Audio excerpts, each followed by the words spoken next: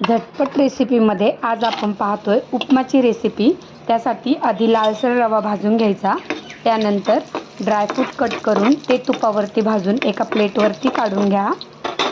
त्यानंतर आता त्याच तुपावरती छान मूग डाळीचा तडका द्या। मूग डाळ अशी लालसर भाजून घ्या, त्यावरती कांदा परतवायला घाला। त्यानंतर हिरवी मिरचीचे काप आणि थोडंसं चवीपुरतं मीठही घालून घ्या।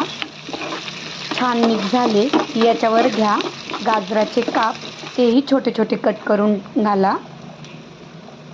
हिरवा वाटाणा असेल तर तोही घालून घ्या आणि ते चांगले तुपावरती परतून घ्यायचे। आणि आता यावर आपल्याला घालायचं आहे आपण लालसर भाजून घेतलेला रवा। तर आता रवा आणि हे सर्व आपण व्यवस्थित मिक्स करून घेऊया।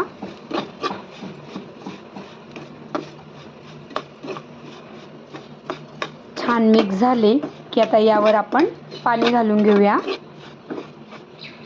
तर अंदाजे जर तुमचा 1 वाटी रवा असेल तर त्याला 1.5 वाटी पाणी घालून घ्या। यावर मी चवीपुरतं मीठ घालून घेतले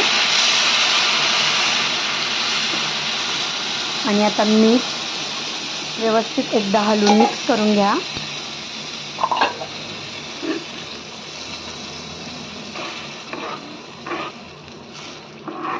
आणि आता यावर ठेवा झाकण आणि थोडा 4-5 मिनिटं हा उपमा असा मस्त फुगू द्या।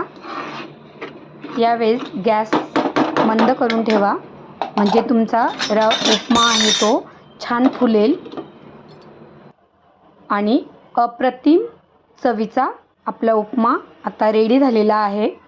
आता आपण जे ड्रायफ्रूट प्लेटमध्ये बाजूला काढून घेतले होते त्या या उपम्यावरती घालून घ्या आणि गरमागरम उपमा टेस्ट करा आणि माझ्या चॅनलला सबस्क्राईब करा।